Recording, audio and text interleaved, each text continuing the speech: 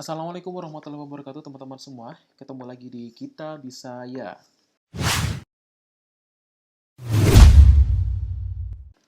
Oke teman-teman, jadi kali ini kita akan membahas tentang tes potensi skolastik atau TPS untuk persiapan UTBK SNBT yang nanti saya akan tampilkan beberapa soal ya. Ya hanya 5 soal aja di sini karena memang materi TPS ini tuh banyak ya. Jadi materi ini tuh harus dipilih beberapa aja dan nanti akan dibahas ya secara lengkap. Dan ini insya Allah soalnya sesuai dengan kisi-kisi ya. Jadi insya Allah valid. Dan mudah-mudahan nanti teman-teman juga bisa mengira-ngira nih, oh ini soalnya bakalan aja gini nih yang keluar gitu ya. Oke teman-teman ya. Jadi buat teman-teman yang baru pertama kali gabung di Kita Bisa Ya, silakan klik tombol subscribe juga klik tombol loncengnya. Semoga video ini bermanfaat dan silakan share ke teman-teman kalian juga ya. Dan ini kita bahas di part satunya masih di tes potensi skolastik. Oke, kita langsung aja ke soal nomor 1 ya. Oke teman-teman ya, soalnya kira-kira kayak gini ya. Karena cepatnya persebaran virus corona atau COVID-19 ini, banyak kampus yang memberikan kebijakan untuk setiap mahasiswa dan mahasiswi wajib menjaga kondisi tubuhnya dan juga wajib memeriksakan ke klinik yang disediakan oleh pihak universitas. Kebijakan ini berlaku pada bulan April ini untuk tahap percobaan. Setiap mahasiswa wajib memeriksakan kondisinya setiap tanggal 3, dan setiap mahasiswi wajib memeriksakan kondisinya di tanggal 4. Terdapat 50 mahasiswa yang memeriksakan dirinya ke klinik pada tanggal 3 April kemarin. Tetapi ada 20 mahasiswa yang terlambat memeriksakan dirinya ke klinik pada tanggal 3. Terdapat 60 mahasiswi yang mengikuti pemeriksaan di klinik pada tanggal 4 kemarin dan 23 mahasiswi yang terlambat memeriksakan pada tanggal 4 April. Pihak kampus memberikan kesempatan bagi mahasiswa dan mahasiswi yang terlambat dalam pemeriksaan. Semua yang terlambat akan dialihkan ke tanggal 8 April tanpa terkecuali baik mahasiswa maupun mahasiswi. Nah, jadi sini ada tanggalnya ya. Ini ilustrasi aja ya. Sebenarnya itu ilustrasi aja di sini teman-teman. Jadi ada ilustrasi gambar gitu ya. Dan yang menunjukkan ada tanggal 3, tanggal 4 dan juga tanggal 5. Nah, di sini sebenarnya kalau misalnya ini kan karena kita latihan ya pembahasan, ketika Anda menemukan soal seperti ini tuh harusnya jangan baca teksnya terlebih dahulu teman-teman ya. Jadi seharusnya yang kita lakukan itu adalah membaca soalnya terlebih dahulu. Ya, jadi kita harus membaca soalnya. Kenapa di sini soalnya yang belum saya tampilkan? Karena supaya nanti teman-teman tahu nih caranya supaya triknya itu ya. Jadi dalam membahas atau menjawab UTBK ini kalian harus mengetahui soalnya terlebih dahulu ya. Jadi Anda harus tahu soalnya dulu. Nah, soalnya mana kita tampilkan ya, teman-teman ya. Nah, di sini ada soalnya bahwa berdasarkan paragraf 1, manakah pernyataan di bawah ini yang benar? Nah, berarti tujuannya apa supaya kita membaca soalnya? Supaya kita menghemat waktu, teman-teman ya. Karena Anda dibatasi waktu ya. Dan tes UTBK ini hanya 1 kali aja. Dan Anda tuh bayar di situ ya, nggak gratis. Oke, teman-teman. Jadi yang harus kalian lakukan adalah membaca soalnya terlebih dahulu, baru nanti ke teks ya. Ingat ya. Jadi karena ini masih baru awal, jadi teman-teman harus tahu triknya. Pertama harus membaca soalnya terlebih dahulu, baru nanti ke teks ya. Oke, soalnya yang pertama. Berdasarkan paragraf 1, manakah pernyataan di bawah ini yang benar ya? Yang pertama, apakah A, mahasiswa harus datang di pemeriksaan dan disuntik? B, mahasiswa harus siap diperiksa jika ingin selamat? Atau yang C, pihak kampus mewajibkan pemeriksaan serta menjaga tubuh karena virus corona? Atau yang D, pihak kampus memberikan kesempatan kedua? Atau yang E, pihak kampus mewajibkan pemeriksaan pada tanggal yang ditentukan? Nah, silakan Anda jawab terlebih dahulu ya, jawaban dari soal di atas.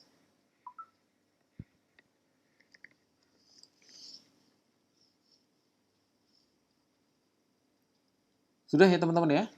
Oke, kita save dulu jawaban teman-teman ya. Kita akan bahas di sini. Yang pertama, apakah jawabannya A? Mahasiswa harus datang di pemeriksaan dan disuntik. Ya, ini penulisannya salah ya teman-teman. Harusnya di pemeriksaan itu memang dipisah. Disuntik itu harusnya digabung karena ini kata kerja ya. Oke, ini harusnya digabung. Ini salah di sini ya. Oke, nggak apa-apa ya. Apakah jawabannya A, teman-teman?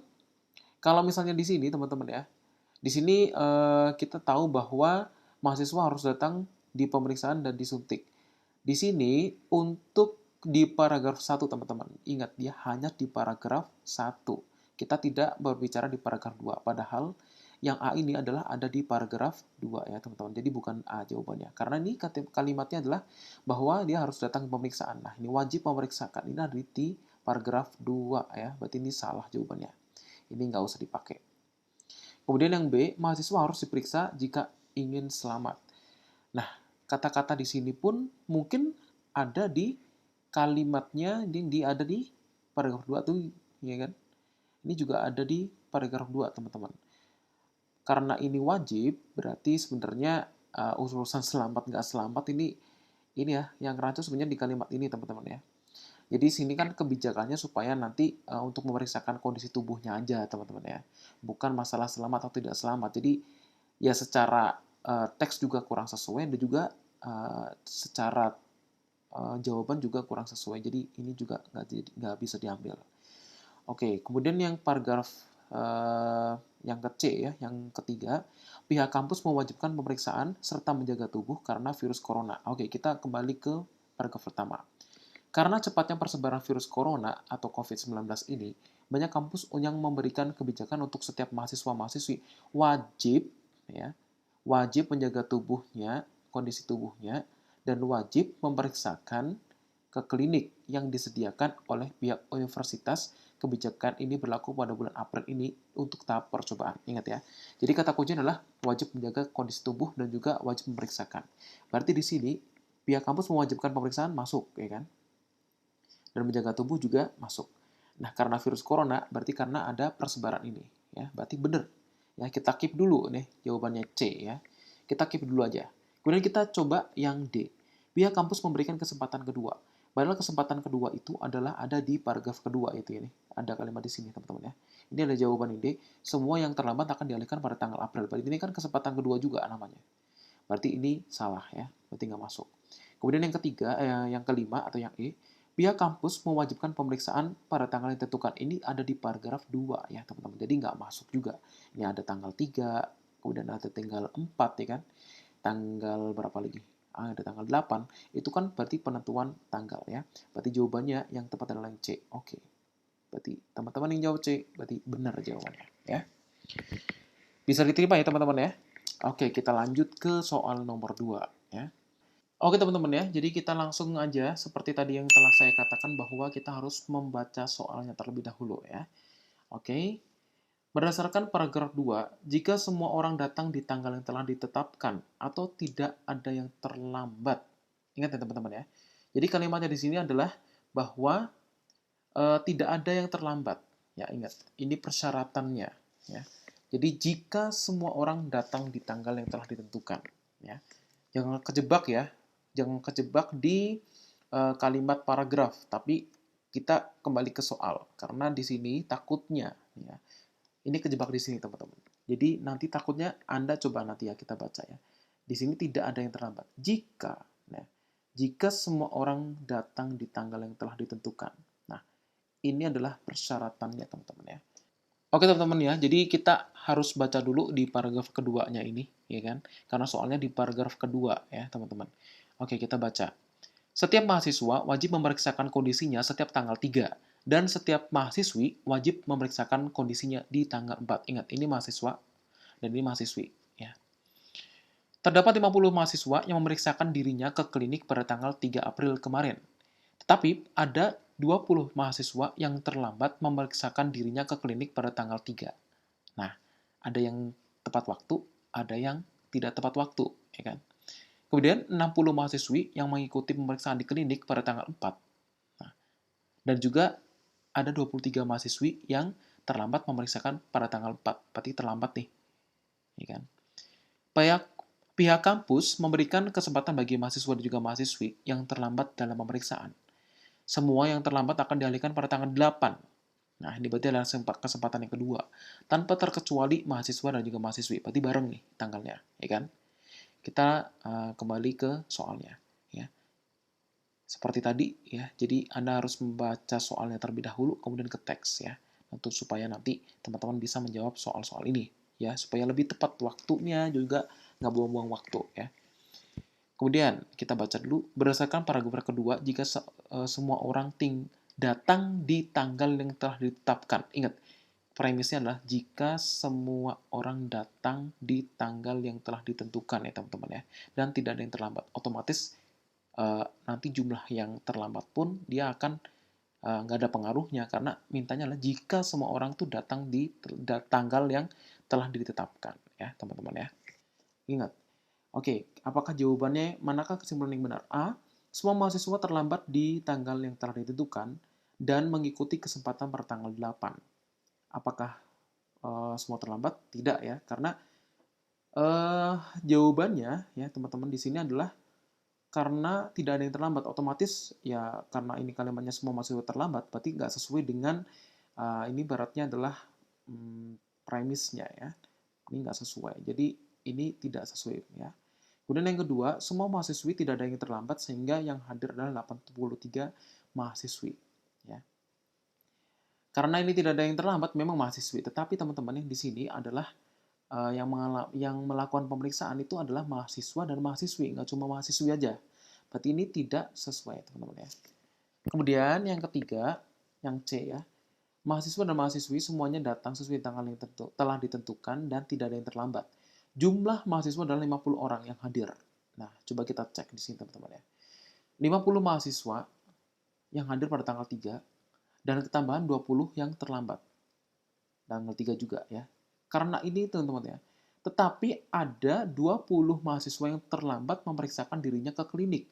Berarti otomatis kalau misalnya ini adalah yang tepat waktu 50 ya kan.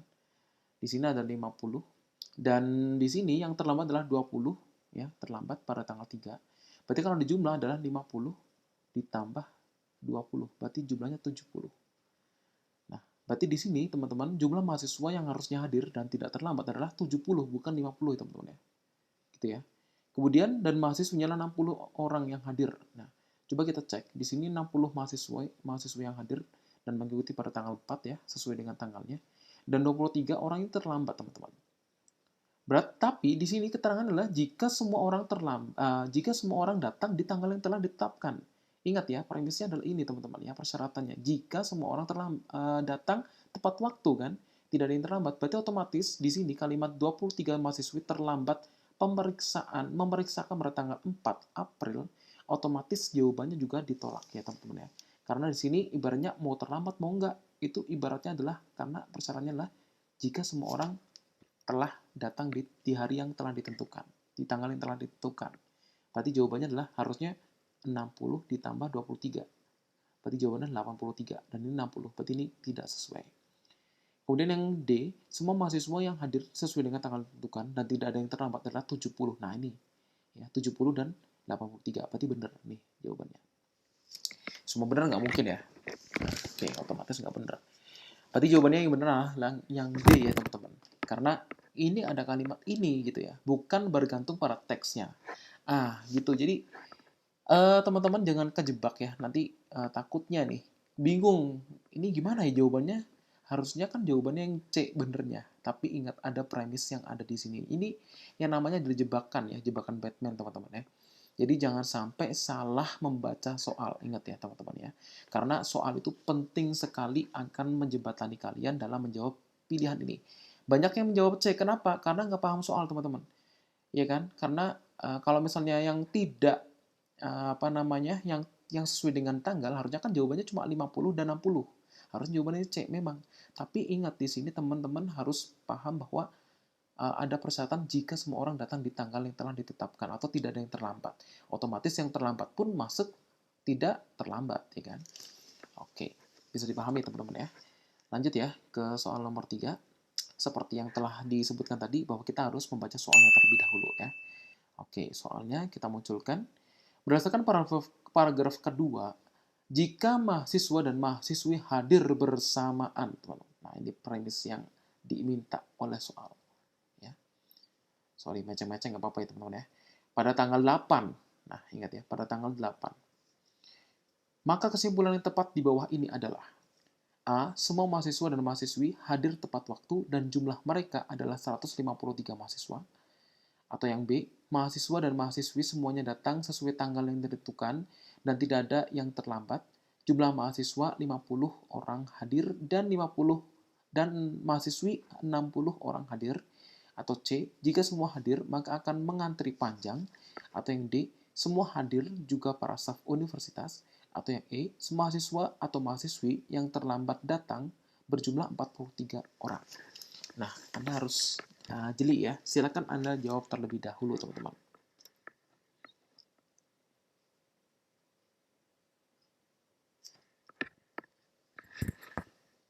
Oke, teman-teman ya, kita langsung jawab ya di sini.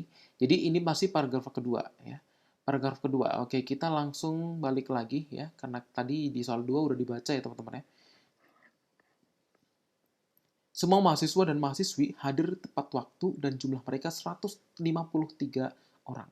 Ingat ya, di jumlah hadir bersamaan pada tanggal 8, teman-teman ya.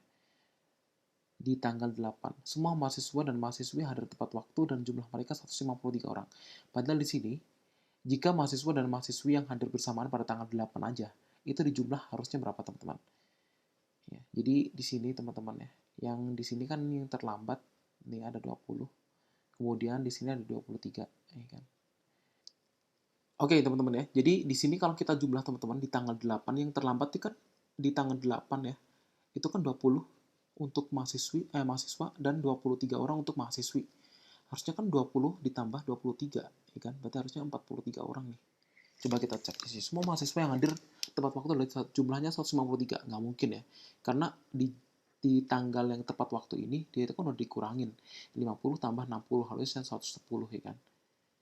Tepat waktu, salah berarti kemudian yang B untuk jumlahnya mahasiswa dan juga mahasiswi, jumlah semuanya datang sesuai tanggal yang ditentukan adalah dan juga tidak terlambat 50 orang dan juga 60 orang mahasiswi. Nah, tapi ingat ini memang sih jawabannya benar, tapi di sini mintanya tanggal 8, teman-teman. Berarti ini enggak ya. Ini kan harusnya tanggal 3 dan tanggal 4 ya. Berarti untuk tanggal 8 enggak sesuai. Kemudian yang C, jika semua hadir, maka akan mengantri panjang. Ini nggak sesuai dengan konteks ya, karena nggak ada hubungannya gitu kan.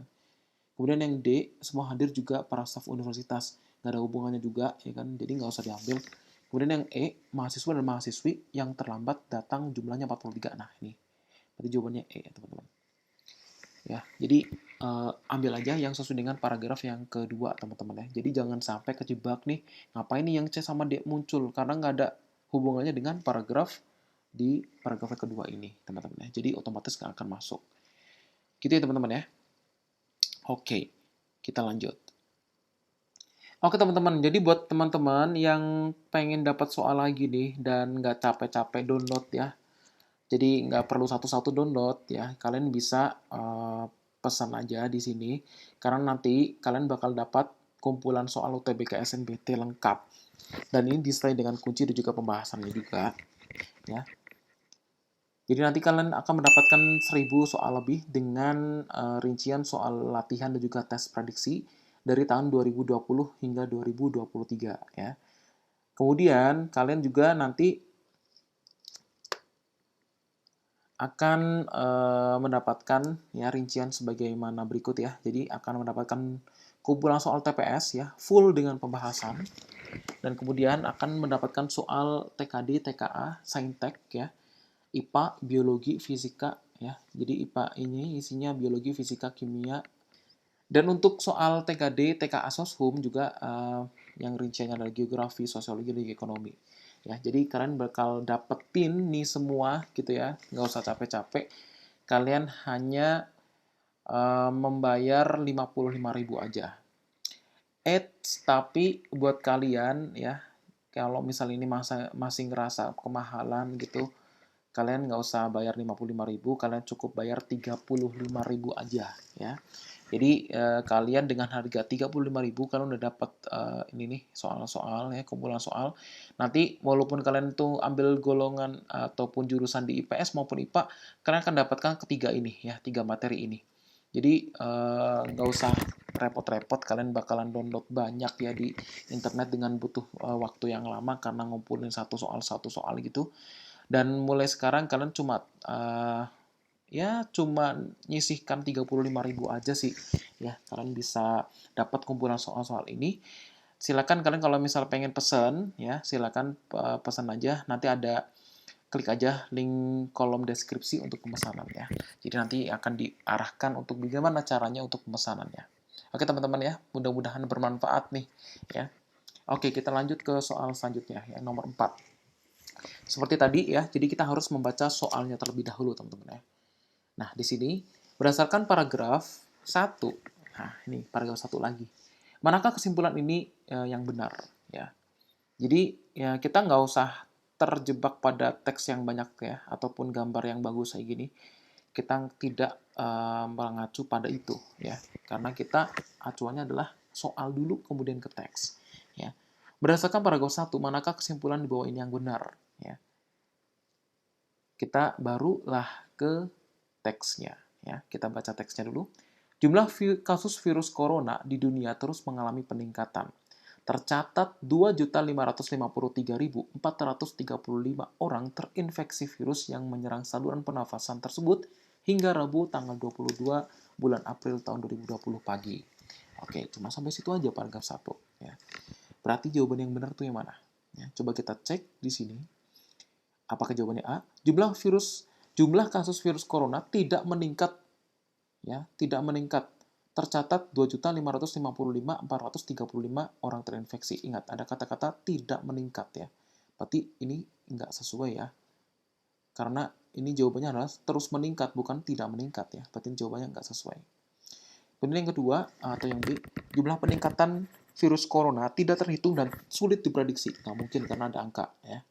Kemudian yang C, jumlah kasus virus corona mengalami peningkatan tercatat 2 juta dan sekian-sekian ya. Berarti ini sesuai nih jawabannya. Oke, kita keep dulu, kita cek yang D dulu. Jumlah kasus virus corona tidak meningkat tercatat 2.657. Nah, ini nggak ada angka yang ini menunjukkan ini ya. Berarti ini nggak dapat. Ini juga nggak mungkin ya. Berarti jawabannya tetap yang C ya, teman-teman. Oke, ya. Hanya paragraf 1 aja, jadi kita nggak perlu baca di paragraf 2-nya ya, teman-teman. Oke, langsung lanjut ke nomor 5, soal yang terakhir. Kita baca teksnya dulu.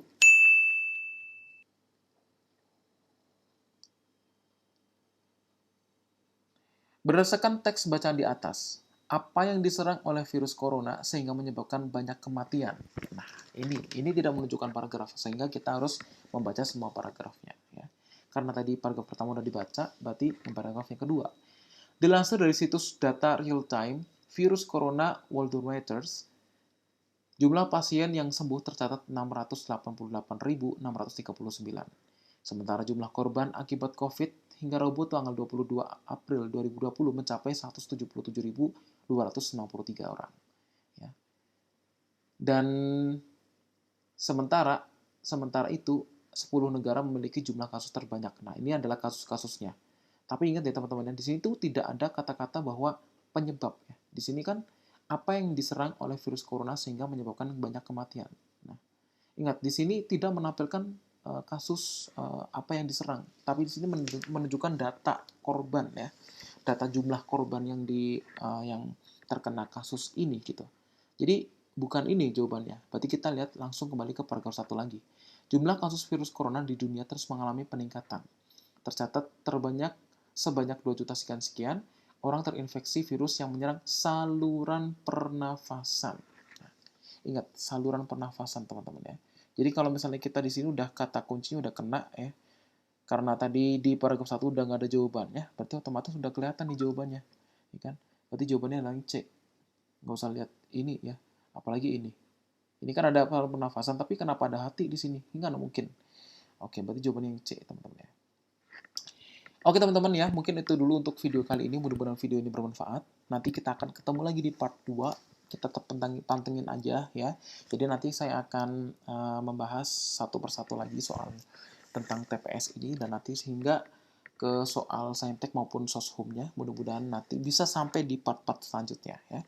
Buat teman-teman yang pengen pesan, silahkan klik aja linknya di kolom deskripsi, karena cuma 35.000 doang ya.